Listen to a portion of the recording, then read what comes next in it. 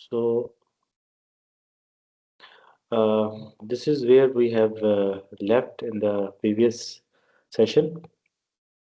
In the last module 12, what I have covered is the object-oriented programming, in which you create a class which is a blueprint, or within a class there are methods which describes the functionality of a class. और फिर हमने objects create किए, और हमने objects create करने के बाद हमने उन ऑब्जेक्ट्स के थ्रू उन फंक्शनैलिटीज़ को कॉल किया. Date was module 12.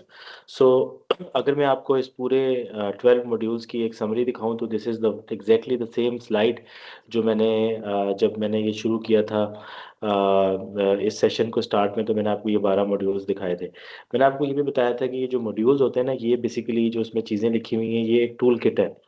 अब आप इस टूल किट को कैसे एम्प्लॉय करते हैं, कैसे डिप्लॉय करते हैं, किस प्रॉब्लम्स के लिए किसको डिप्लॉय करते हैं, this is something at your discretion. बहुत सी चीज़ें ना प्रोग्रामिंग में कोई स्ट्रेट फॉरवर्ड कोई एक यूनिक पैटर्न नहीं है. एवरी प्रोग्रामर एवरी कोडर अपने हिसाब से चीज़ों को डिफरेंट तरीके से सेम रिजल्ट्स के ऊपर ले आता है. तो ये डिपेंड करता है कि आप किन चीज़ों को किस तरह इस्तेमाल करते हैं. सो इस पर्टिकुलर सेशन में मेरा मकसद ये था कि मैं आपके सामने जो है पाइथन के जो 12 मॉड्यूल्स हैं जो हमने यहाँ लिखे हुए हैं वो आपको बताऊं. उसके हम कुछ प्रैक्टिस केसेस करें, कुछ एग्जांपल्स करें. और सारे कोड्स इस पावर पॉइंट स्लाइड में मौजूद हैं, जो कि मैं अभी कैनवस के ऊपर अपलोड कर दूंगा. तो आप इन एग्जांपल्स को, इन प्रैक्टिस कोड्स को जो है खुद जो है वो गूगल को लैब पे जाके रन करें, उसकी थोड़ी सी वेरिएशंस देखें, उसमें थोड़ी सी चेंजेस करें. तो एक होलिस्टिकली अगर आप इस पूरे केस को सम अप करें, तो आप देख सकते हैं कि यार ये कोई इतना मुश्किल नहीं है. मतलब एक स्टोरी से हमने सारे मॉड्यूल्स अपने माइंड में देखे कि कैसे हमने जो है वो वेरिएबल से शुरू किया, उसमें डिफरेंट डेटा टाइप्स देखी. उसके बाद हमने एक नेम टैग बनाना था, तो हमने उसमें स्ट्रिंग्स देखे, स्ट्रिंग के कुछ मेथड्स देखे. फिर हमने वो आइसक्रीम और डिनर वाला एक रिलेशन इफ कंडीशन पे चेक करना था, तो हमने उसमें कंडीशनल स्टेटमेंट्स देखी. उसके बाद हमने एक आइटम्स की लिस्ट तैयार कर रहे थे अपने लगेज के लिए, और हमने ट्रैवल करना था, हमने एक लिस्ट बनाई. फिर हमने जिस तरह गाड़ियों में बस में बैठ के हमने सीटिंग फिक्स कर दी, तो उसमें हमने टपल का कॉन्सेप्ट देखा. फिर जब घर वापस आए तो हमने टॉयज के साथ खेला, तो हमने की वैल्यू के थ्रू हमने एक डिक्शनरी बनाई. फिर हमने जब डुप्लीकेशन ख़त्म करनी थी तो हमने सेट का कॉन्सेप्ट देखा. फिर हम जब पार्क जा रहे थे, रास्ते में स्टेप्स काउंट करे, तो हमने फॉर लूप देखा, वाइल लूप देखा, उसकी वेरिएशंस देखी. उसके बाद हम जब पार्क में हम वो स्लाइड बार बार ले रहे हैं, बार बार ले रहे हैं, फंक्शंस का कॉन्सेप्ट देखा. स्विंग में रिकर्जन्स कर रहे हैं, रिकर्जन्स देखी, फंक्शन कॉलिंग इटसेल्फ. फिर हमने अपने सारे दिन के एक्सपीरियंसेस को डायरी पे राइट किया और बाद में उसको रीड किया.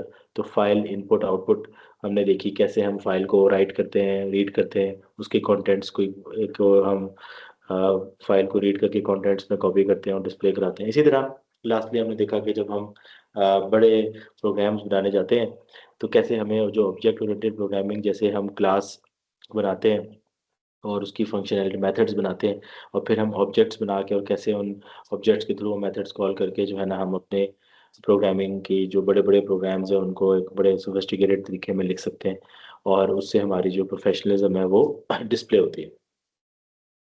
तो ये थे हमारे पास 12 मॉड्यूल्स.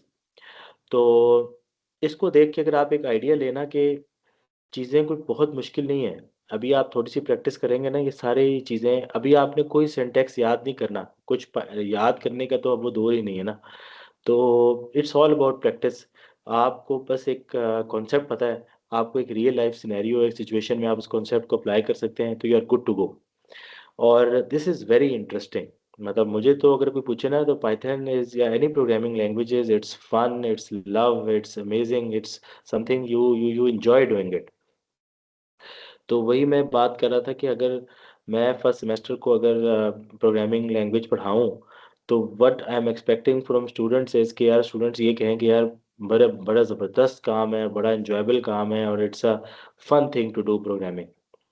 तो अगर कोई जो है ना स्टूडेंट, एक स्टूडेंट ये कह देना कि यार ये प्रोग्रामिंग जो है वो बहुत मुश्किल है, तो मेरे ख्याल से ना उस एकेडमिशियन या उस टीचर को ना फिर टीचिंग छोड़ देनी चाहिए.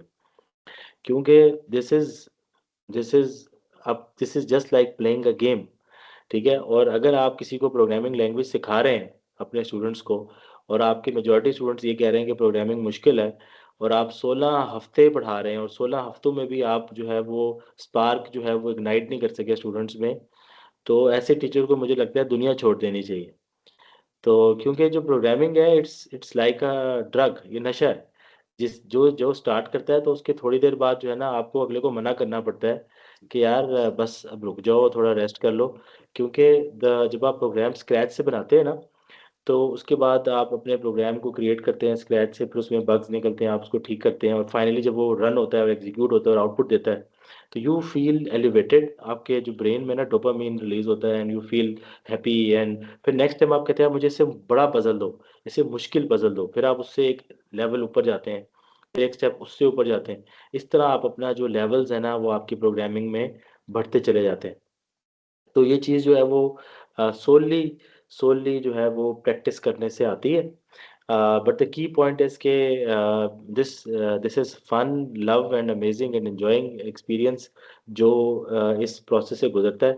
और जैसे मैंने आपको शुरू में कहा कि प्रोग्रामर जो होता है ना, उसकी माइंड की जो लॉजिकल थिंकिंग, क्रिटिकल थिंकिंग ही डिफरेंट होती है। वो प्रॉब्लम्स को जब सोचता है और तो उसको वो ब्रेक डाउन करना शुरू कर देता है। अच्छा, इसको मैं कंप्यूटर को कैसे समझाऊँगा, इसको मैं एग्ज़ीक्यूट कैसे करूँगा, अच्छा इसमें कौन-सी मैं फ़ंक्शंस बनाऊँगा, इसको कॉल कैसे करूँगा, इसमें डिफरेंट जो ऊप्स के कॉन्सेप्ट है वो कैसे अप्लाई करूँगा। तो this is how you do it. तो अब आप लोगों के ज़हन में क्वेश्चन आ रहा होगा कि हमने ये तो एक आज इनिशियल एक 12 मॉड्यूल्स का ओवरव्यू ले लिया, व्हाट्स नेक्स्ट? अब हमारे लिए आगे क्या है? तो मेरे लिए ना मेरे ज़हन में कि अगर मैंने ये प्रोग्रामिंग लैंग्वेज अगर ये फर्स्ट टाइम देख रहा होता, स्पेशली वो लोग ग्रुप में जो फर्स्ट टाइम बिगिनर्स हैं, तो मुझे लगता है कि 4 दिन काफ़ी हैं इस पाइथन का जो है ना प्रो बनने के लिए। तो इसलिए मैंने एक टैगलाइन बनाई है, उस टैगलाइन का टाइटल है 4 दिन पाइथन इन, ठीक है? या इसका दूसरा नाम आप दे सकते हैं कि 4 दिन में पाइथन आपकी जेब में। तो 4 days is I think it's good enough, या 4 sessions is good enough to master the programming language। इसके लिए ना एक स्ट्रेटजी बनानी होगी, जिस तरह मैंने आप लोगों को फर्स्ट मॉड्यूल में कहा था कि बगैर स्ट्रेटजी के आप कुछ भी करेंगे ना तो कुछ आउटपुट नहीं आएगी। इट्स ऑलवेज अबाउट कि आपकी स्ट्रेटजी क्या है। तो मेरी अगर आप मुझसे पूछें, अगर मेरे लिए ये लैंग्वेज बिल्कुल नहीं होती ना, तो मैं अगर किसी को ये लैंग्वेज पढ़ाता तो सिर्फ 4 दिन मुझे चाहिए थे या मुझे 4 सेशंस चाहिए थे। तो फर्स्ट सेशन में क्या करता जो मैंने आज किया डे 1, जिसमें मैंने बेसिक चीज़ें, इंटरमीडिएट चीज़ें कवर की फ्रॉम मॉड्यूल 1 टू मॉड्यूल 12। मैंने आपको पूरी पाइथन का एक होलिस्टिक ओवरव्यू दिया। अगर मैं आपको सामने स्क्रीन पे देख के बताऊँ, मैंने आप लोगों को वेरिएबल्स और डेटा टाइप्स के बारे में बताया, मैंने आपको स्ट्रिंग और स्ट्रिंग मेथड्स के बारे में बताया, मैंने आपको कंडीशनल स्टेटमेंट्स के बारे में बताया, इफ, एल्फ, एल्स के बारे में। उसके बाद हमने सेट की बात की, ठीक है? सेट के बाद हमने टपल की बात की, टपल के बाद हमने डिक्शनरी की बात की, डिक्शनरी सॉरी पहले हमने लिस्ट की बात की, लिस्ट के बाद टपल की बात की, टपल के बाद डिक्शनरी, डिक्शनरी के बाद सेट। उसके बाद हमने बात की लूप्स की, फॉर लूप्स, व्हाइल लूप्स की। उसके बाद हमने बात की फंक्शंस की, फंक्शंस के बाद बात की रिकर्जन्स की, रिकर्जन्स के बाद हमने बात की डायरी, फाइल इनपुट आउटपुट की और फाइनली हमने बात की ऊप की, ऑब्जेक्ट ओरिएंटेड प्रोग्रामिंग की। तो दीज़ आर द 12 मॉड्यूल्स जो हमने आज कवर किए। अब हमने जो मैंने आप लोगों को एग्ज़ाम्पल्स और प्रैक्टिस दिखाई है, वो मैंने ऑलरेडी उसका कोड जो है वो पीपीटी में अवेलेबल है। तो आपने सिंपली क्या करना है, उस कोड को प्रैक्टिस करना है और उससे आपका ये जो आज का सेशन है वो कंप्लीट हो जाएगा। जो आपका डे 2 है, अगर आप इसको फर्दर कंटिन्यू करें, तो डे 2 में there are some practice questions. जैसे आपके सामने एक स्क्रीन पे आ रहा है कि एक प्रोग्राम लिखें that takes a user age and print करे if they are eligible to vote. दूसरा है प्रिंट करें first 10 Fibonacci numbers using a loop. Count करें the frequency of each word in a string using a dictionary. Write a function to check if a number is prime. Write a program to read a file, count lines, words, characters. Create a book class with attributes like title, author, price। ये जो practice questions है, इनमें हर question को सामने रखना है, उसके ऊपर आधा घंटा, घंटा सिर्फ सोचना है, कुछ नहीं करना, सिर्फ सोचना है दिमाग से। उसके बाद कॉपी पे, पेंसिल पे बैठ के उसका ब्लूप्रिंट, उसका मैप, उसका फ्लो चार्ट, सूडो कोड लिखना है। फिर जो है ना आपने कंप्यूटर के ऊपर जो है वो कोडिंग शुरू करनी है। दिस इज़ द स्ट्रैटेजी जो कभी भी आपने कोड लिखने में होती है ना, वो ये करनी होती है। यहाँ पे मैं आप लोगों को एक चीज़ बताऊँ, एज़ एन एकेडमिशियन मैं ये समझता हूँ कि अब जो पढ़ने की डेफ़िनेशन है ना, वो चेंज हो गई है। अब फॉर एग्जांपल आपको कोई बच्चा है या आपका कोई स्टूडेंट है या आप खुद हैं, किताब खोलते हैं, 5 घंटे किताब पढ़ते हैं और फिर किताब बंद करते हैं। तो मॉडर्न डेफिनेशन में, या आपका बेटा सुबह उठ के किताब खोलता है, पूरी पूरा दिन 12 घंटे किताब को पढ़ता है और फिर रात को आप उसे पूछते हैं अच्छा आपने कितना पढ़ा है, वो कहता है मैंने 12 घंटे पढ़ा है। तो ये जो मॉडर्न डेफिनेशंस के मुताबिक उसने सिफर पढ़ाई की है, मल्टीप्लाई बाय जीरो। क्योंकि किताब को पढ़ना, रीड करना, ना पढ़ना इट्स सेम। क्योंकि आज आपने पढ़ा है, आपको कुछ याद रहेगा, थोड़ी देर बाद फिर भूल जाएगा, कुछ अरसे बाद भूल जाएगा, और अब उस इन्फॉर्मेशन की कोई वैल्यू नहीं है। सो असल पढ़ाई क्या है कि उसी किताब के एंड में, चैप्टर के एंड में कोई प्रॉब्लम्स है, उस प्रॉब्लम को आपने उसको दे दिया, वो 12 घंटे सिर्फ उस प्रॉब्लम पे सोचता रहा, किया उसने कुछ नहीं है, ना लिखा है ना कुछ उसने प्रैक्टिकली कोड किया है, सिर्फ 12 घंटे दिमाग में सोच रहा है कि अच्छा इसको मैं ऐसे कर सकता हूँ, फिर ऐसे कर लूंगा, अच्छा अगर मैं इसको इस तरीके से कर लेता फिर क्या होगा, सिर्फ सोचता है। तो वो जो उसका 12 घंटे का सोचना है ना, वही उसकी पढ़ाई है। तो जो मॉडर्न डेफिनेशन, अगर आप मुझसे एज एन एकेडमिशियन पूछे ना, तो जिस प्रॉब्लम पे आप सोच रहे हैं ना और उस पे ब्रेन में उसकी प्रोसेसिंग कर रहे हैं, वो है असल पढ़ाई। तो ये जो प्रैक्टिस क्वेश्चंस लिखे हैं ना, इसमें असल चीज़ इसका आउटपुट नहीं है जो आपका रिजल्ट आएगा। इसमें असल चीज़ है कि जो उसके पीछे आप सोचेंगे ना, तो आपके ब्रेन के वो जो न्यूरॉन्स डेवलप होंगे, पैटर्न्स बनेंगे, और फिर आप करेंगे, कुछ गलतियाँ करेंगे, फिर बग्स आएँगे, फिर आप डिफरेंट स्लाइडों में वापस जाएँगे, फिर उस कॉन्सेप्ट को थोड़ा-सा रीस्टडी करेंगे, फिर आप कोड लिखेंगे और 80-90% वो कोड हो जाएगा, कुछ केसेज़ में 100% हो जाएगा। तो उससे जो है ना, वो यू फील एलिवेटेड और यू फील कि अच्छा यार ये तो ज़बरदस्त, मैं तो प्रोग्राम, अब अननोन प्रॉब्लम आया, मैंने उसको जो है वो टाइप कर लिया, वो कोड कर लिया। So that was day 2। और डे 3 में हम जो है ना पाइथन का थोड़ा-सा एडवांस चीज़ें पढ़े। मसलन हम बात करेंगे वेरिएबल स्कोप में, जिसमें लोकल और ग्लोबल क्या होते हैं, म्यूटेबल, इम्यूटेबल टाइप्स क्या होती हैं। स्ट्रिंग और कंडीशनल स्टेटमेंट्स में हमने स्ट्रिंग स्लाइसिंग एंड फॉर्मेटिंग की बात करें, एफ स्ट्रिंग्स की बात करें, स्ट्रिंग मेथड जैसे स्ट्रिप फंक्शन हमने देखा था, डाटा क्लीनिंग में यूज़ हो रहा था, स्प्लिट, जॉइन। अच्छा, लिस्ट टपल डिक्शनरी सेट में हम बात करें, सेट का अगर यूनियन बनाना हो, जब दो सेट आपस में उनका यूनियन लेना हो, इंटरसेक्शन लेना हो, ए माइनस बी करना हो। फिर आप में से किसी ने क्वेश्चन पूछा था, अगर फंक्शन में एक लिस्ट पास करनी हो, तो उसके लिए जो static A R G S और स्टैटिक स्टैटिक के W A R G S, default and keyword arguments, lambda expressions, ये फंक्शन एंड रिकर्जन्स के एडवांस कॉन्सेप्ट्स हैं। फाइल आईओ में हमने रीड और राइट की बात की, हमने हमने एक्स बाइनरी फाइल को रीड करना, टेक्स्ट फाइल को रीड करना, open, F pattern, read write, text binary, इस तरह की चीज़ें।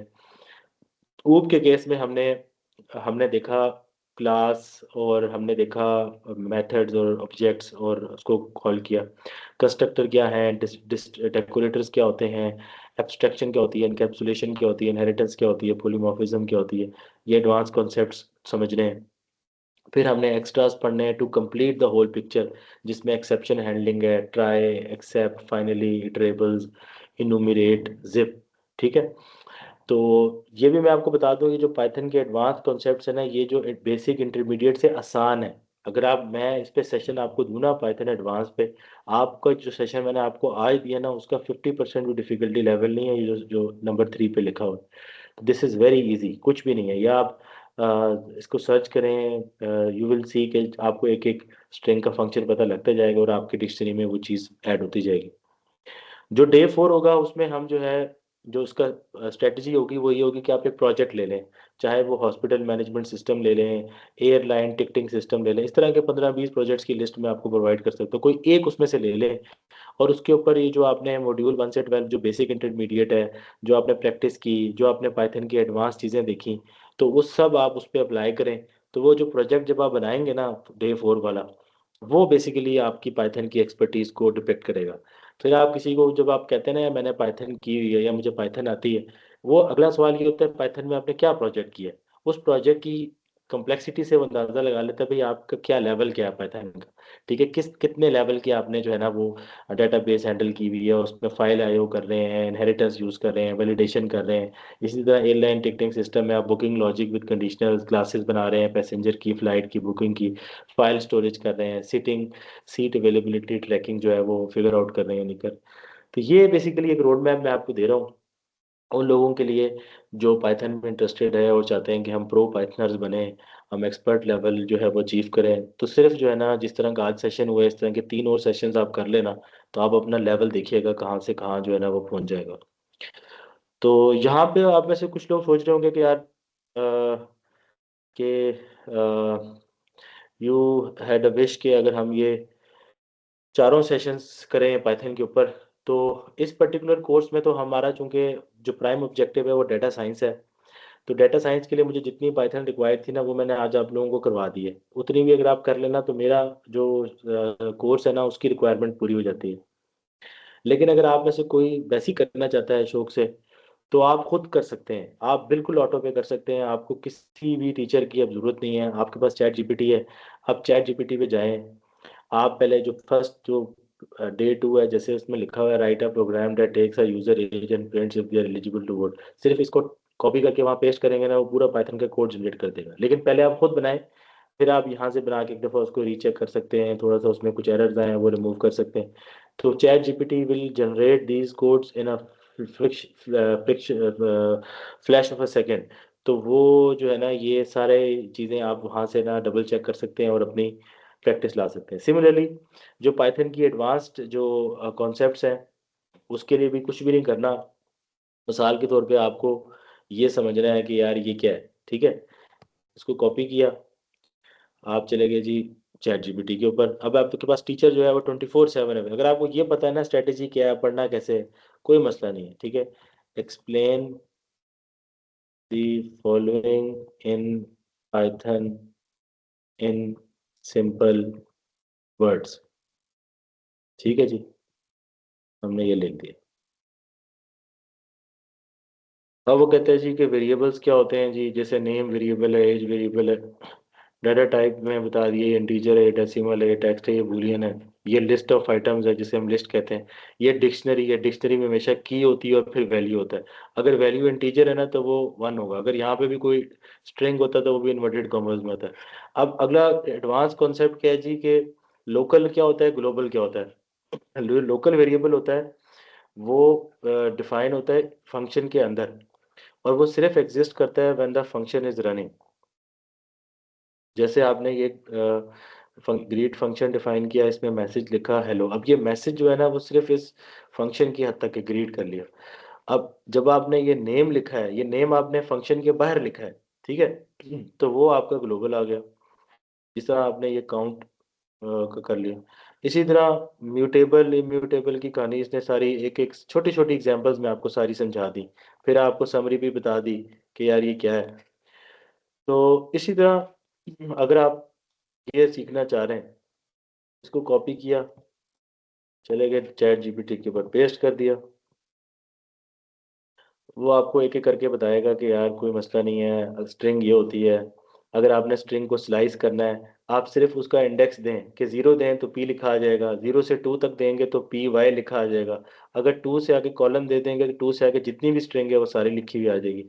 एफ स्ट्रिंग यूज़ करना है, एफ फंक्शन जो भी एफ यूज़ करना है, इसमें आपने जो करली ब्रैकेट्स हैं या ब्रेसेस हैं उसमें आपने नेम और एज लिखा है, तो जहाँ पे ये नाम और एज है यहाँ अपेंड हो जाएगा। एक तो था ना डॉट फॉर्मेट करके, एक सिंपल आप एफ डाल के भी ये दो काम करा सकते हैं।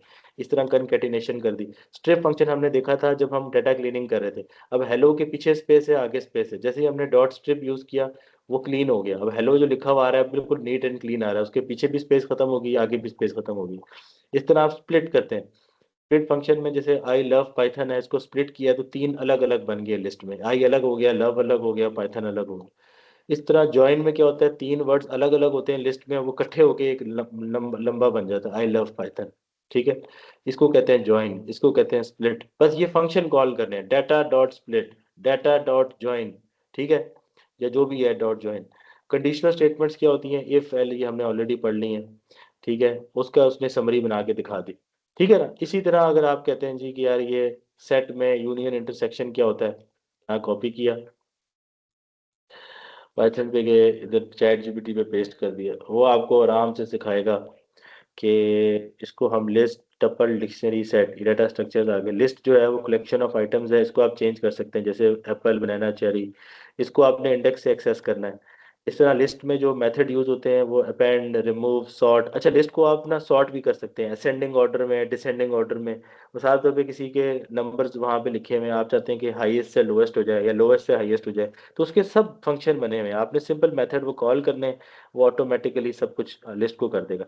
टपल में ये कि आप इनको चेंज नहीं कर सकते, इनका ऑर्डर जो है ना वो चूंकि इम्यूटेबल होता है। डिक्शनरी में आपको पता है की वैल्यू होती है, हमने आज पढ़ा है कि की है वैल्यू है, की है वैल्यू है। अच्छा, उसके बाद सेट क्या होता है? सेट ए 1 2 3 है, एक है 3 4 5। अगर आप इनका यूनियन लेना है तो आपने सिंपल डॉट यूनियन लिखना है। उसमें क्या हो जाएगा, थ्री दो दफा नहीं आएगा, थ्री एक दफा आएगा। इंटरसेक्शन ले सकते हैं, ए माइनस बी कर सकते हैं, ऐड कर सकते हैं उसको। तो समरी में उसने आपको एक टेबल दिखा दिया। इसी तरह आप पढ़ना चाह रहे हैं यार ये फंक्शन रिकर्जन की एडवांस थोड़ी सी कॉन्सेप्ट लेना चाह रहे हैं जो हमने आज नहीं देखे, लेकिन बिल्कुल कुछ भी नहीं है, सिंपल उसको रखा। वो आपको बताएगा कि फंक्शन एंड रिकर्जन में एक होता है फंक्शन, एक रीयूजेबल कोड होता है जिसको आप बार बार रीयूज करते हैं, ठीक है। जिस तरह हमने आज ग्रीड का फंक्शन यूज किया था। फंक्शन में डिफॉल्ट आर्ग्यूमेंट्स होते हैं। आप बाय डिफॉल्ट अगर बंदा कोई आर्ग्यूमेंट ना दे, अगर वो ग्रीड को सिर्फ ब्रैकेट लिखता तब क्या होता? तब हमने एक गेस्ट लिखा। और तो जब आप कुछ नहीं लिखेंगे ना, सिर्फ इसको खाली कॉल कर लेंगे तो गेस्ट लिखा हुआ आ जाएगा। जब आप एलिस लिखेंगे तो एलिस लिखा हुआ आ जाएगा। फिर कीवर्ड में आप आर्ग्यूमेंट्स दे सकते हैं। और use when you don't know how many arguments will be passed to static arguments लिख सकते हैं। arguments is a tuple of extra values passed। so की extra keywords arguments ये होते हैं कि आप इसमें जो है when you don't know how many keyword arguments you will get, इसकी एग्जांपल देख लें। lambda expressions ये होते हैं कि जिसमें आपने lambda x y किया है तो और ऐड किया है तो वो x प्लस वाई कर देगा। अगर आप इसमें लैम्डा को यूज़ करते हैं फॉर सॉर्टिंग और फिल्टरिंग, उसका सॉर्टर रिकर्जन का कॉन्सेप्ट देख लें। तो ये एक एक छोटी छोटी चीज़ें आपको नहीं समझ आ रही, इसको दोबारा सर्च करें, वो थोड़ा और आपको डिटेल एक्सप्लेनेशन दिखा देगा। ठीक है। इसी तरह फाइल आईओ जो है, अभी हमने आज सिर्फ दो चीज़ें देखी थी।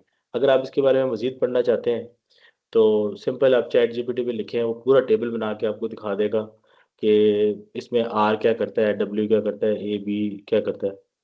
तो ये आज हमने रीड की फाइल, ये हमने फाइल राइट की, तो अब आप सारी इस पर टेबल देख लें कि आर मोड जो है वो रीड ऑनली है, डब्ल्यू से राइट होता है, एक्स से क्रिएट न्यू फाइल होती है, ए से अपेंड होती है, बी बाइनरी मोड के लिए है, टी टेक्स्ट मोड के लिए, प्लस का मतलब है रीड एंड राइट दोनों। ठीक है। तो ये आगे उसने आप इन मोड्स को आपस में कंबाइन भी कर सकते हैं कि रीड भी करें और बाइनरी को रीड करें। इस तरह आर प्लस से ये होगा कि रीड भी होगा और राइट भी होगा, इसमें आप अपेंड भी कर सकते हैं, रीड भी कर सकते हैं। तो आगे उसने फर्दर उसकी एक्सप्लेनेशन दे दी। इसी तरह लास्ट जो उसने कह रहा है जी कि अगर आपने पिक्चर कंप्लीट करनी है तो कुछ ऐसी चीज़ें जो आपको अच्छे कोडर को बड़ी ज़रूरी होती हैं तो वो आप लिखें। एक्सेप्शन हैंडलिंग, कुछ गलत हो जाए, मसलन कोई बंदा लिखता है डिवाइडेड बाय जीरो। अब डिवाइड बाय जीरो लिखे तो उस पर आप एक ट्राई एक्सेप्ट, ये चीज़ें ना पाइथन में बिल्ट इन है, ये वाले फंक्शन कॉल करें, उस पे लिखा हुआ आएगा you can't divide by zero. एक चीज़ होती है फाइनली, ट्राई एक्सेप्ट फाइनली, ये कुछ कीवर्ड्स रिजर्व्ड है इस तरह के कामों के लिए। फिर कुछ इटरेबल्स होते हैं, जैसे यहाँ पे आपने लिखा for letter in hello print hello. इस तरह फ्रूट में आपने लिखा apple banana cherry, for i fruit in enumerate fruits print i fruit. जब आप इसका आउटपुट लेंगे तो लिखा हुआ आएगा 0 एप्पल 1 बनाना 2 चेरी। जिप फंक्शन होते हैं जिसमें आप इनके दोनों को कंबाइन कर सकते हैं, जिसमें LS 85 बॉब 92 चार्ली 878 प्रिंट हो सकते हैं। तो ये छोटी छोटी चीज़ें हैं, ये कोई इसमें रॉकेट साइंस नहीं है, ये वही जो हमने डे 1 मॉड्यूल पढ़ा ना, अगर आपको ये समझ आ गया आप एडवांस वर्जन के छोटी छोटी एग्जाम्पलें देख के ना बड़ा इजीली कर लेंगे। लेकिन अभी हम ना जंप नहीं करते, सिर्फ आज इस पे फोकस करें। अगले दिन आप थोड़ी सी प्रैक्टिस करें, उससे अगले दिन चैट जीपीटी की हेल्प से ये करें। फिर एक पूरा प्रोजेक्ट बनाएं और चैट जीपीटी से उसको वैलिडेट कराएं, उसको चेक कराएं, थोड़ा उधर से भी हेल्प लें। तो 4 सेशंस आप प्रॉपर लगा लेना तो पाइथन के आप बहुत एक्सपर्ट हो जाएंगे। वैसे तो आप हॉस्पिटल मैनेजमेंट सिस्टम का पूरा प्रोजेक्ट चैट जीपीटी से बना सकते हैं, एक कमांड लिखेंगे तो पूरा हॉस्पिटल मैनेजमेंट सिस्टम का पूरा पाइथन कोड जनरेट हो जाएगा। लेकिन मकसद यहाँ पे ना चैट जीपीटी से या डीप सीक से कोड जनरेट करवाना नहीं है, मकसद ये कि हम खुद करें ताकि हमारे ब्रेन के न्यूरॉन्स बने, न्यूरॉन्स के जो है ना वो पैटर्न्स बने और हम जो है ना चीज़ों को समझें। तो और उसका फ़ायदा क्या होगा, कल को अगर हम कोई भी कॉम्प्लेक्स कोड देखना चाहें, उसको टेक्निकली समझना चाहें या किसी कंप्यूटर साइंटिस्ट से टेक्निकल डिस्कशन करना चाहें, तो मेरा पर्सनली ये बिलीफ है कि अगर आप 4 दिन डेडिकेशन से इस तरह चल लेना, तो जो लोग 4 साल की डिग्री करके निकल रहे हैं ना, उनसे ज़्यादा आपको कोडिंग आती होगी। ठीक है? रेस्ट एश्योर्ड, क्योंकि हम यहाँ पे जो ग्रेजुएट्स की क्वालिटी देखते हैं ना, बेसिक सवाल उनसे पूछते हैं कि सेट में और टपल में फ़र्क क्या है? अच्छा यार, थोड़ा-सा बता दो कि लिस्ट और सेट क्या होता है? अच्छा, क्लास और ऑब्जेक्ट में क्या है? मेथड्स क्या होते हैं? स्ट्रिंग के जो मेथड्स हैं, कुछ बता दो। नहीं, they won't able to explain these basic stuff. तो if you spend some time in it, कुछ प्रैक्टिस करें, और आपकी जो है ना कोडिंग जो है वो खुद ब खुद ठीक हो जाएगी।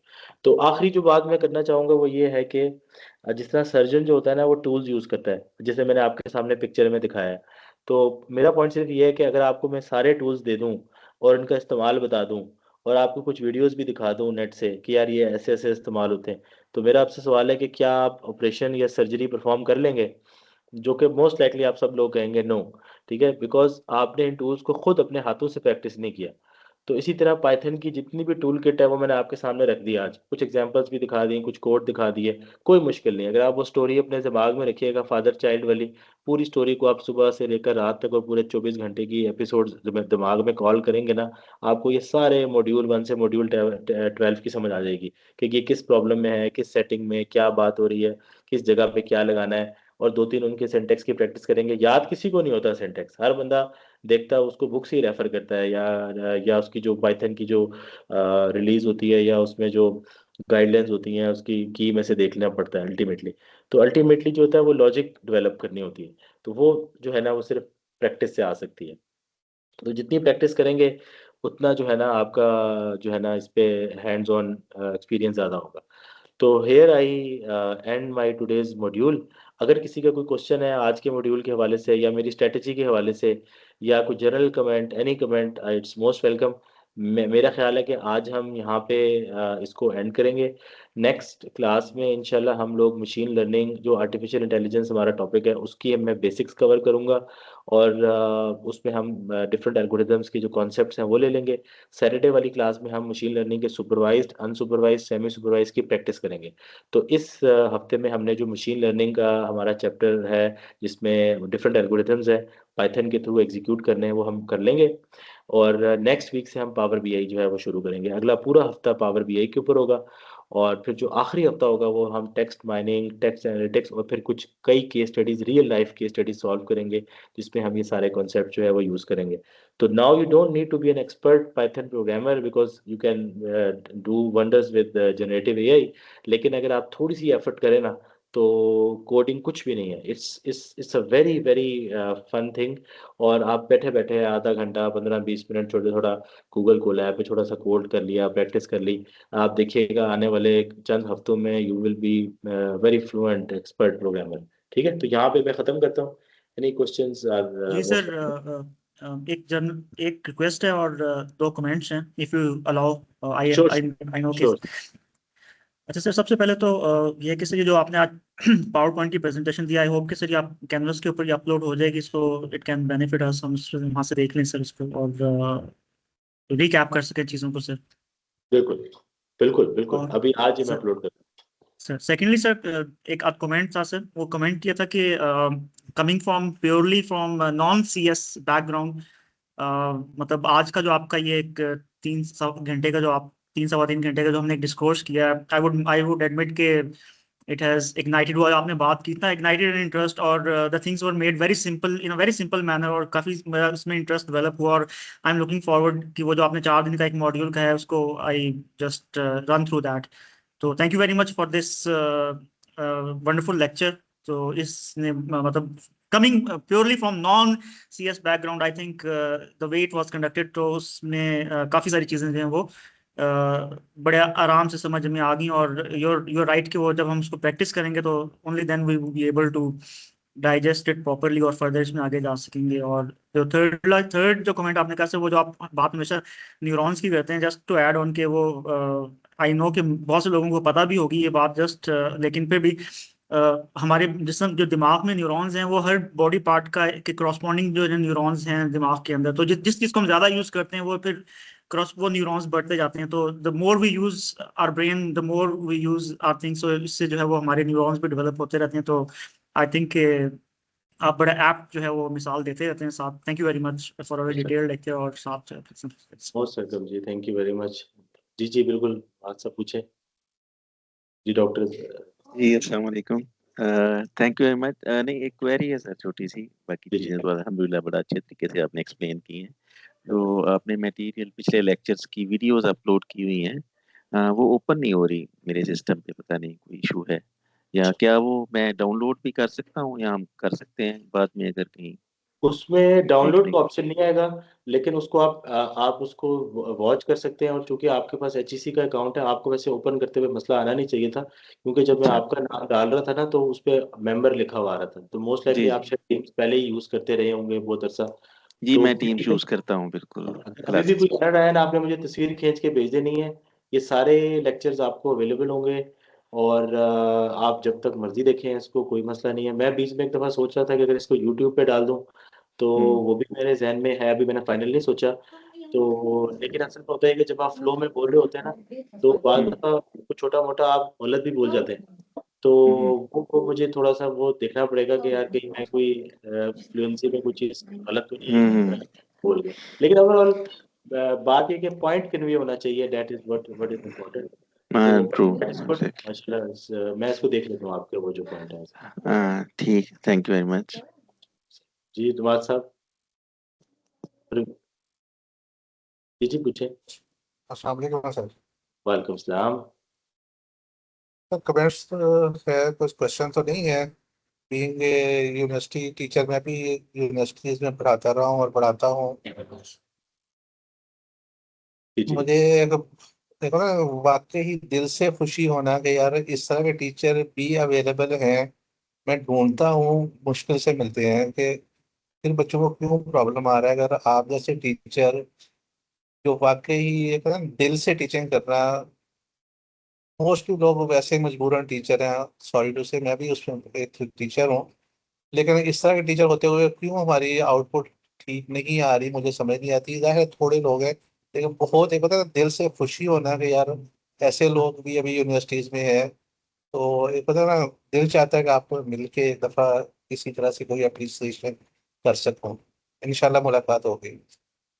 बहुत शुक्रिया सर, बहुत शुक्रिया। आई थिंक मैं बस इसमें यही कहूँ ना कि एक तो ना टीचिंग है भी नबियों का प्रोफेशन है, और बहुत जिसे कहते हैं कि सेक्रेट जॉब है।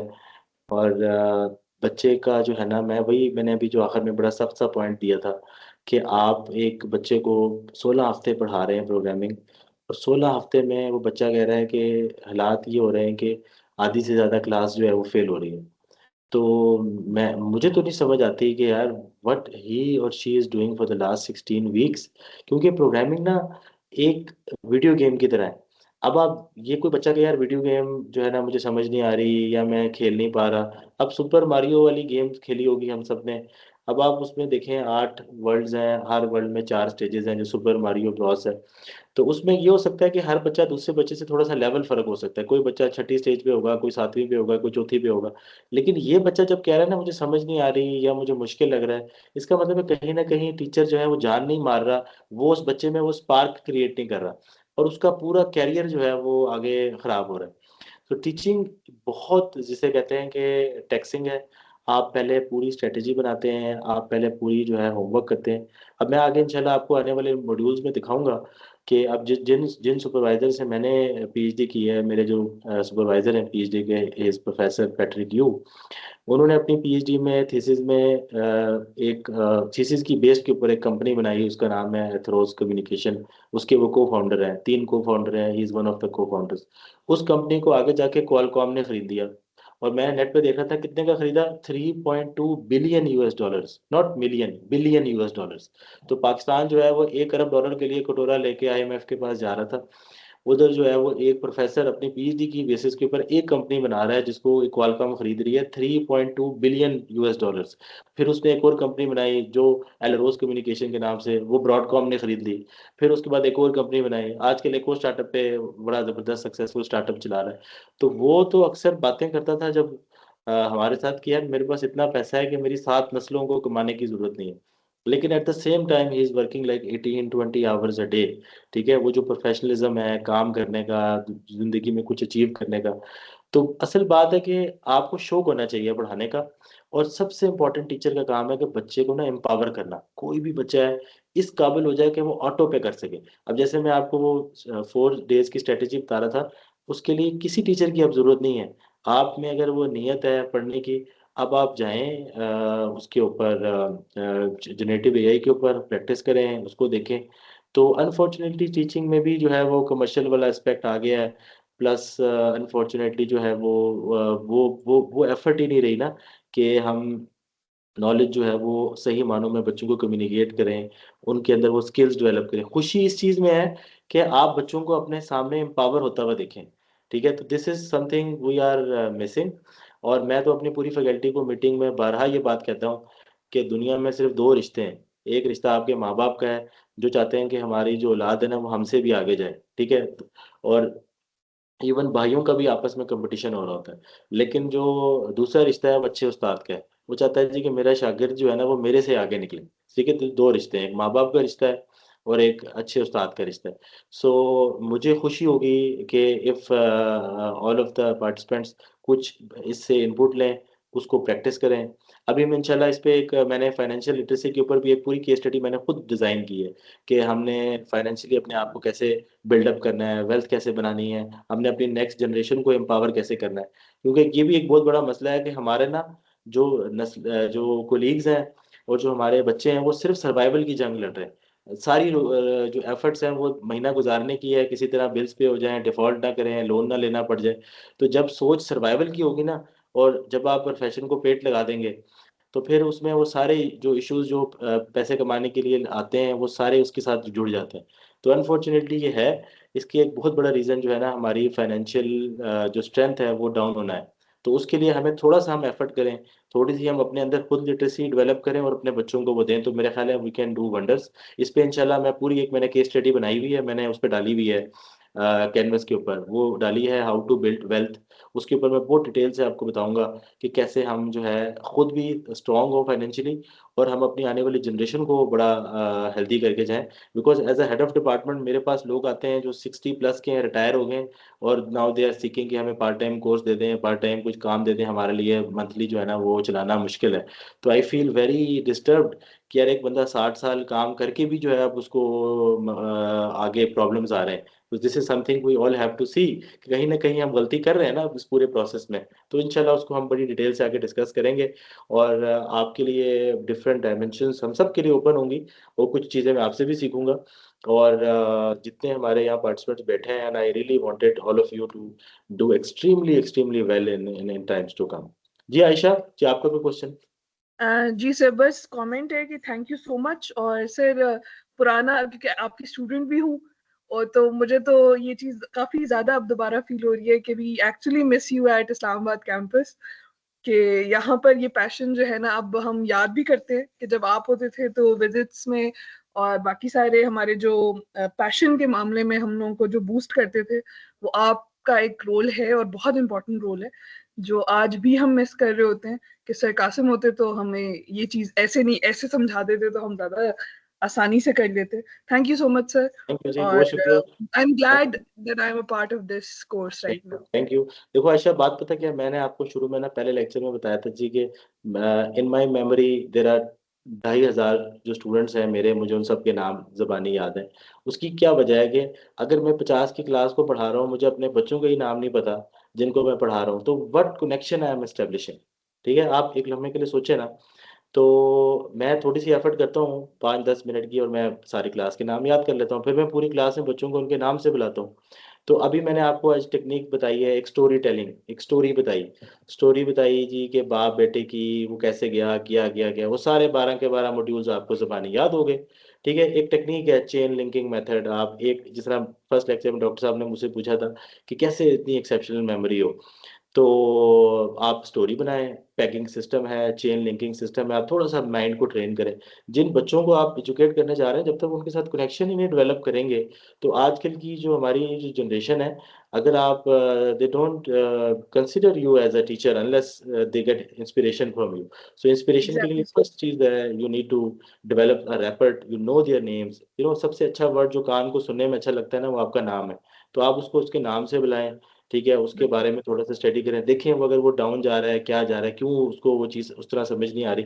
तो चंद लेक्चर चाहिए होते हैं, चंद मिनट चाहिए होते हैं यार किसी को इंस्पायर करने के लिए। तो I am sure Islamabad campus में बहुत बहुत अच्छे लोग हैं, और लाहौर कैंपस में माशाल्लाह I have a wonderful team, मेरी बहुत अच्छी टीम है यहाँ पे। हमारे पास 15 PhD डॉक्टर्स हो गए हैं अब लाहौर कैंपस में, सारे हमने बड़े अच्छी अच्छी यूनिवर्सिटी से लेके आए हैं। कोशिश यही है कि नो अच्छी टीम एक बनाएं और उसको आगे लेके चलें। अफीफा, आपका कोई क्वेश्चन? जी सर, मैं डेफिनेटली यही बात कहना चाह रही थी जो आपने ऑलरेडी कह दी कि आप हमारे लिए बहुत सारे वेज आउट निकालेंगे जिसमें हम लोग अपने लिए फाइनेंशियली भी हम स्ट्रांग हो सकें और अपनी आने वाली नस्ल के लिए। And I just want to add on के मैं दोबारा से एजुकेशन की बात पे दोबारा आ रही हूँ, like almost like after 9 to 10 years। मतलब I am married, I have 2 kids, माशाल्लाह 2 boys हैं। एंड इस पाथ में आने का reason, one of the reason ये, I just want to help my family in all ways. I mean ठीक है, अब तो बच्चे हो गए, फैमिली हो गई, and then I just want to continue that कि अब मैं इसमें मास्टर्स करूं। I was looking for the option for the masters, but then I saw this online course, I thought कि ये करके and then I it will be a better opportunity to हम कोई नेक्स्ट जो मास्टर्स का level जो करना चाह रहे हो क्या हो सकता है। तो I really wanted to discuss that, जो मैंने आपको शायद हमारी कॉन्वर्सेशन में, मैंने ईमेल में भी कहा था कि I want to discuss that thing, but आपने खुद ही इनिशिएट कर लिए, तो आई एम ग्लैड कि आप इतना आगे तक का सोच रहे हैं। अदरवाइज कोई इतना तो कहते हमने पढ़ाया किया बस ठीक है भाई, हम अल्लाह हाफिज, आगे का हम खुद ही जाने। नहीं, बिल्कुल, मैंने ना फर्स्ट लेक्चर में ये कमिटमेंट की थी। मैंने कहा था कि मैंने जब ये कोर्स लगाया था ना, तो कुछ लोगों ने सरकास्टिकली लिखा था यार 1 महीने में कैसे डाटा साइंटिस्ट बनेंगे और हाउ इज इट पॉसिबल। तो मैंने कहा था यार डाटा साइंटिस्ट तो मैं आपको बना के छोड़ूंगा, ये आप मेरे पे छोड़ दें कि वो मैंने कैसे बनाना है। अगर आप मुझे अपनी ज़िंदगी का 1 महीना दे दें, ठीक है, और आप मेरे सारे सेशंस लें, आप उसको उसमें एक्टिवली पार्टिसिपेट करें, then it's onus is on me. Then ये मेरा फेलियर होगा कि अगर मैं आपको उस चीज़ पे ना ला सका। देखिए, सारी चीज़ें ना बैकएंड पे जाके एक टेक्निक्स होती हैं, ट्रिक्स होती हैं, और ना टीचर्स का बहुत रोल होता है। मैं आपको बताऊँ, मैंने जब अपना फर्स्ट लेक्चर दिया था, मैंने बोर्ड में पोजीशन ली, मैट्रिक में, एफएससी में, अंडर ग्रेड में डिस्टिंक्शन ली, मैंने हर जगह अपने अपने टीचर्स दिखाए यार, इससे मैंने इंस्पिरेशन ली, इससे इंस्पिरेशन ली, इससे इंस्पिरेशन ली। So teacher is a very important role in it. और मुझे अक्सर मेरे स्टूडेंट्स कहते हैं कि सर आप टीचिंग में क्यों आए ना, आप इंडस्ट्री में क्यों नहीं गए, आपने हवावे के साथ भी काम किया। तो मैंने कहा यार मुझे ना 2 टीचरों ने बहुत की वजह से मैं टीचिंग में आया हूँ।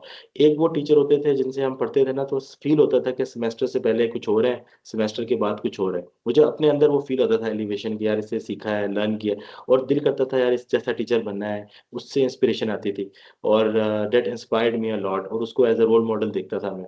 दूसरे वो टीचर होते थे जो पूरा सेमेस्टर ज़ाया करते थे, एक लफ्ज़ समझ नहीं आती थी, बिल्कुल टाइम ज़ाया करने के अलावा उन्होंने कुछ नहीं किया। उनकी क्लास अटेंड करने से बेहतर होता था कि हम बाहर बैठ के ना कुछ आपस में कुछ पढ़ लें। और तो फिर जब वो टीचर पढ़ाता था, उससे भी मुझे बड़ी इंस्पिरेशन मिलती थी। मैं सोचता था अगर ये टीचर बन सकता है ना, तो मैं इससे अच्छा टीचर बन सकता हूँ। तो इन दोनों टाइप्स ऑफ टीचर्स ने जो है ना बड़ी मोटिवेशन दी। और टीचिंग के हवाले से मैं आपको एक और बात ये भी बताऊँ कि पुराने ज़माने में ना हम ये देखते थे कि लोग ना इल्म हासिल करने, फैज़ हासिल करने जो है ना हज़ारों किलोमीटर के सफ़र कर रहे हैं।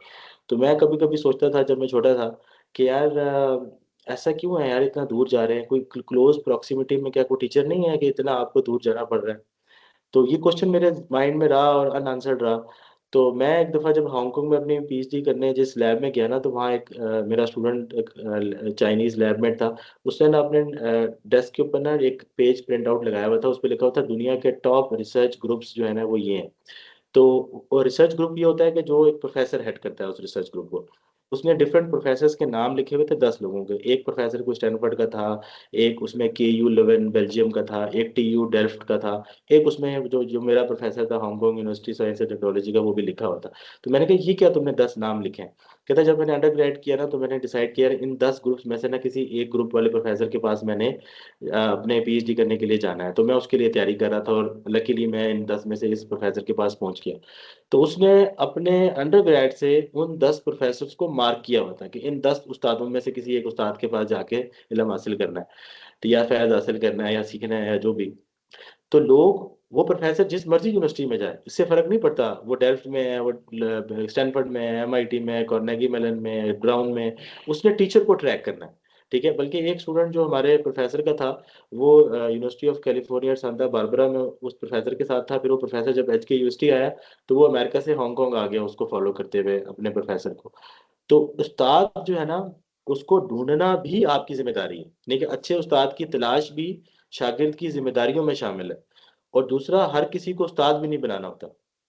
ये भी नहीं है कि हर किसी से बैठ के पढ़ना शुरू कर दिया, सीखना शुरू कर दिया, क्योंकि उस्ताद ने आपको विजन देना है। और अगर वो खुद ही इस जगह पे के लिए अहल नहीं है, तो उससे तो आप उल्टा फायदे की बजाय नुकसान ही होगा। वो आपको मजीद जो है वो कन्फाइंड करके रख देगा। इसलिए हर किसी को उस्ताद नहीं बनाना, और उस्ताद अच्छा ढूंढना भी आपकी जिम्मेदारी है। उसके लिए आप देखें, उसकी प्रोफाइल देखें, उसको स्टडी करें, उसकी अपनी अचीवमेंट देखें, उसकी अपनी प्रैक्टिस देखें। This is also a part of your job. ये बात आपने अपने बच्चों को भी सिखानी है। अंडर ग्रेड में आई कैन से आप कुछ नहीं कर सकते, क्योंकि 40-50 कोर्सेज होते हैं और आपने डिफरेंट लोगों से पढ़ने ही पढ़ने हैं। लेकिन उसमें भी आप फैकल्टी देखें जिस यूनिवर्सिटी का इंतखाब करें। फिर जब मास्टर्स की बात आती है या पीएचडी की बात आती है, तो इट्स ऑल अबाउट सुपरवाइजर। वो सुपरवाइजर की क्रेडिबिलिटी, उसका प्रोफाइल, उसकी स्टैंडिंग, उसकी वर्ल्ड में रेपुटेशन, वो सब चीजें आपको देखनी चाहिए। जी सर जब मुजम्मिल। इसी चीज को, जस्ट 1 मिनट सर, इसी चीज को देखते हुए जब मैंने आपकी प्रोफाइल चेक की थी सारी, and then I saw that माशाल्लाह you are very educated, and आपने काफी कुछ बहुत काम किया हुआ है इस फील्ड में। तो I was very surprised, I am glad कि I am your student, and thank you for your time. हो सकता है जी मुजम्मिल रसूल। जी सर, मेरा क्वेश्चन आपकी यूनिवर्सिटी से रिलेटेड था। एक मेरा BScs का लास्ट सेमेस्टर, बल्कि लास्ट वीक से चल रहे हैं इस टाइम। तो नेक्स्ट अब मैं MS का मेरा प्रोग्राम है और मेरा इंटरेस्ट डाटा साइंस में था। बट बैरिया में मैंने आपको ये लाहौर कैंपस का पता किया था, वो इस ईयर जो है MSAI सिर्फ ऑफर कर रहे हैं।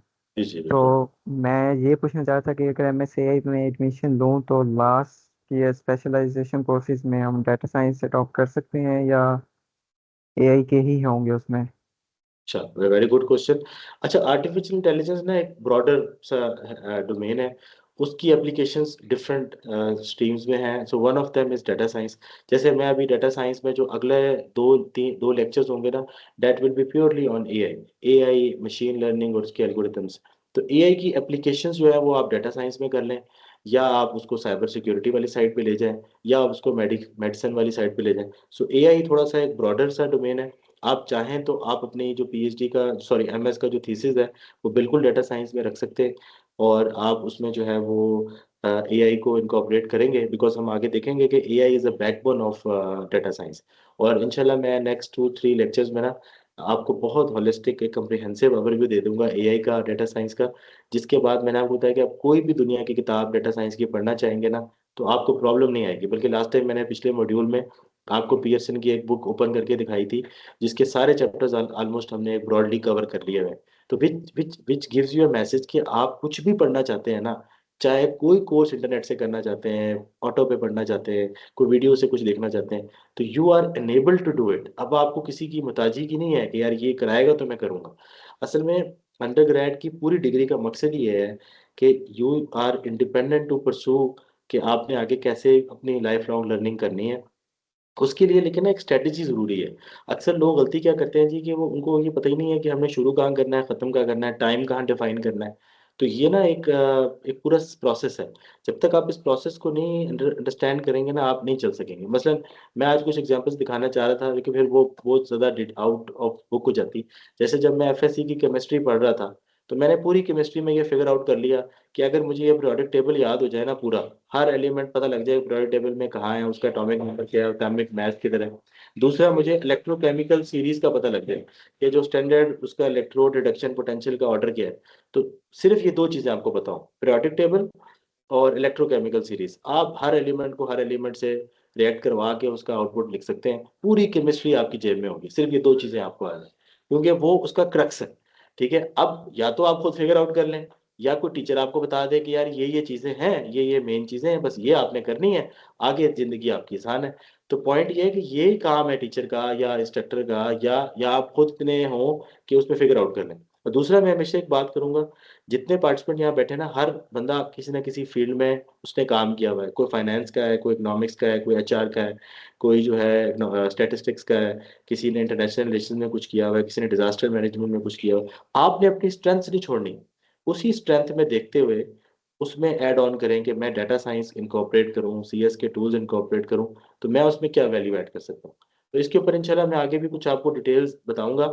जैसे मैं बड़ी टेक कंपनीज में मैंने जब काम किया अपनी पीएचडी में ना, तो मैंने वहाँ पे ये भी देखा है कि जितने भी जो हमारे फील्ड में स्टार्टअप्स होते हैं ना, वो नॉर्मली वो लोग करते हैं जो उस इंडस्ट्री में काम करते हैं, 2-4 साल 5 साल उस इंडस्ट्री में काम करके उसी इंडस्ट्री में देखते हैं कि अब आने वाले 2 साल क्या है। फिर उसके ऊपर आइसोलेशन में काम शुरू करते हैं, कुछ प्रोडक्ट बनाते हैं, कुछ चीज़ बनाते हैं, फिर उसी कंपनी को बेचते हैं कि यार ये हमने बनाया है, अब आप हमसे $50 मिलियन का, $100 मिलियन का खरीद लें।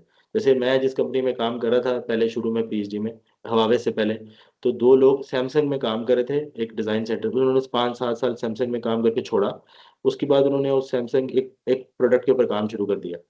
उसके बाद वो कुछ फंडिंग अपनी डाली, कुछ इन्वेस्टर की फंडिंग ली, फिर वो प्रोडक्ट बनाया। फिर सैमसंग को ही कहा यार ये देखो ये प्रोडक्ट है, आपको चाहिए। तो उन्होंने कहा यार अगर हम खुद बनाते हैं तो हमें तो टाइम लग जाएगा, चलो दो नहीं तो 1.5 साल तो लगेगा, तो इनसे इतने मिलियन का खरीद लेते हैं। तो इस तरह जब आप जिस फील्ड में रहते हैं ना, आपको अंदाजा होता है यार इस फील्ड में तो यही पोटेंशियल है। वो जब आपको सीएस के टूल्स पता लगेंगे ना, तो फिर आप उससे जो चीज़ निकाल सकते हैं, वैल्यू निकाल सकते हैं, डेट इज अनप्रेसिडेंटेड। तो वो चीज़ आप ना छोड़ें। जी डॉक्टर समीना मैडम। अस्सलाम वालेकुम। वालेकुम सलाम। जी भाई बहुत बहुत शुक्रिया डॉक्टर साहब, बहुत अच्छे तरीके से आप हमें गाइड कर रहे हैं। You been a really good teacher, mentor. I would say कि ये एक तरह से आपने जो पाइथन को ना दरिया को कूजे में समेट दिया है। बिल्कुल इतने प्रिसाइसली आपने बहुत अच्छे तरीके से हमें एक्सप्लेन किया है, and I had really no knowledge about it, but जिस तरीके से आपने गाइड किया, आई मस्ट अप्रिशिएट। आपने इतने अरसे की जो आपकी लर्निंग है उसको आपने कोशिश कर रहे हैं कि कम से कम टाइम में हमें पूरा तरीके से भरपूर फायदा पहुंचाए। I must appreciate. बस 2-3 चीजें आपसे पूछनी थी, वो ये कि जो हमारी एआई का कल से आप जो हमें स्टार्ट करवाएंगे मशीन लर्निंग, तो उसमें भी हमारी मतलब लाइक अगेन उसमें generative AI is different from AI, और it's a part of it, और दैट्स टोटली डिफरेंट जो जनरेटिव बिल्कुल एआई है। और एजेंटिक एआई भी तो है ना जो आजकल आ रहा है, तो बिल्कुल ये सब डिफरेंट चीजें हैं क्या, या एआई के ही पार्ट्स है? बिल्कुल, इनमें इनमें ना डिफरेंसेस हैं। इनमें डिफरेंस है, एजेंटिक एआई में आपके जो डिफरेंट एआई के एजेंट्स हैं वो एक दूसरे से लर्न कर रहे हैं, एक दूसरे से सीख रहे हैं। लेकिन देखिए जितने भी हम बज़वर्ड्स बात करें ना, सबसे पहले ये बात जानने की जरूरत होगी कि एआई है क्या। नंबर वन, जब भी हम एआई की बात करेंगे, हम हम्म। उसमें मशीन लर्निंग एल्गोरिदम्स की बात करेंगे। इंशाल्लाह उनको हम जब स्टडी कर लेंगे, उसमें ब्रॉडली मैं आपको 3-4 कैटेगरीज के एल्गोरिदम्स बता दूंगा और सारी टेक्निक्स की एक बड़ी होलिस्टिक समरी बता दूंगा। उसके बाद आपको कभी मैं कहता हूँ कंप्यूटर साइंस के किसी भी जर्नल का कोई भी पेपर आपने रीड करना हो ना, आपको वो रीड हम्म। करना आ जाएगा कि यार इस टोटल 3 सवाल होते हैं। अच्छा, ये जो प्रॉब्लम इस पेपर में मेंशन्ड है, इसमें मशीन लर्निंग के एल्गोरिदम से किस एल्गोरिदम से रिप्रेजेंटेशन की गई है। एक तो आपने रिप्रेजेंटेशन देखनी होती है, फिर उसकी देखनी होती है कि इसकी इवैल्यूएशन कैसे होगी, इस मॉडल को हम इवैल्यूएट कैसे करेंगे, उसके इवैल्यूएशन मैट्रिक होते हैं। तीसरा सवाल होता है कि ऑप्टिमाइजेशन कैसे की गई है, ऑप्टिमाइजेशन देखनी होती है। सो एक ये होता है कि ये चीज़ देख लें। दूसरा, आपने जैसा अभी कुछ जनरेटिव एआई, जैसे मैंने लास्ट टाइम आपको बताया था कि chat GPT is an example of generative AI. उसमें क्या है जी कि आपने प्रॉम्प्ट्स दिए हैं, वो प्रॉम्प्ट्स दे के रन टाइम के ऊपर आपको टेक्स्ट जो है वो जनरेट करके दे रहा है।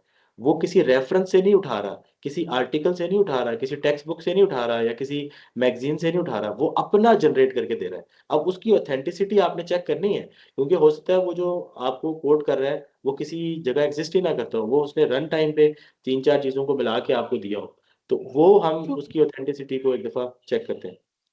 जी मैडम। ठीक है, थैंक यू।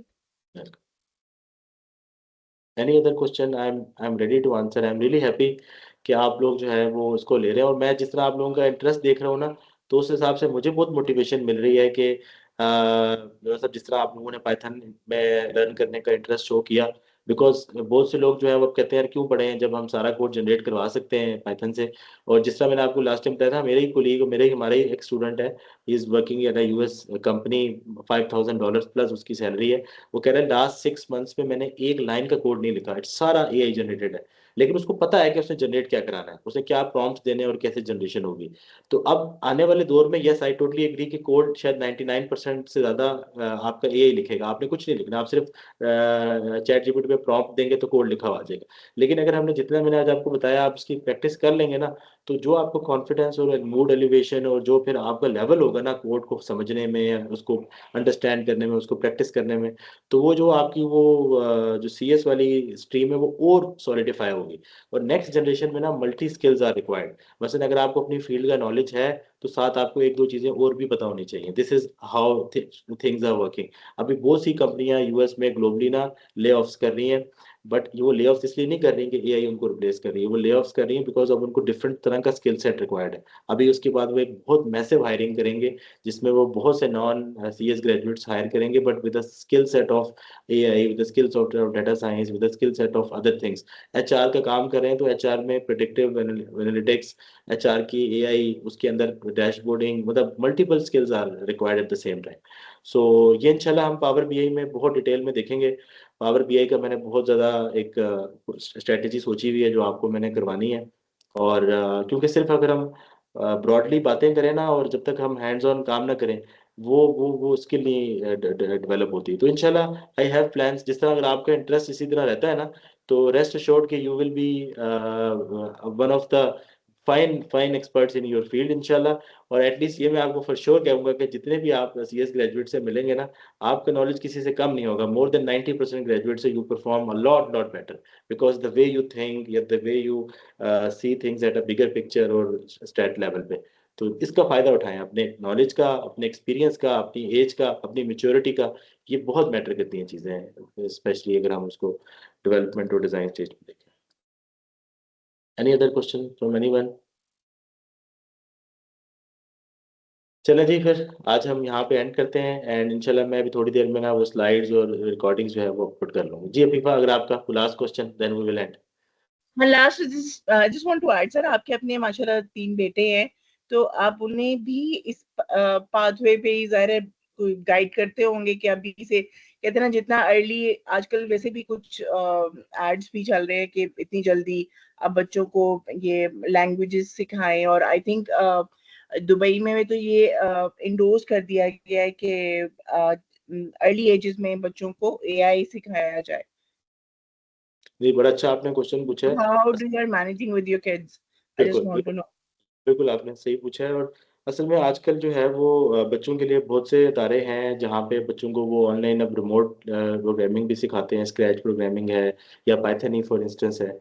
तो अभी at the moment I have not started, except I am asking them some questions जो कॉग्निटिव डोमेन में नॉलेज के हैं, कॉम्प्रिहेंशन के हैं, एनालिसिस के हैं, एप्लीकेशन के हैं, वो सवाल मैं उनसे पूछता रहता हूँ। लेकिन ऐसे मैंने अभी कंप्यूटर पे ना हैंड्स ऑन कोडिंग सिखाना नहीं शुरू की, जस्ट टू सी कि अभी उनका अपना इंटरेस्ट किस तरफ जा रहा है।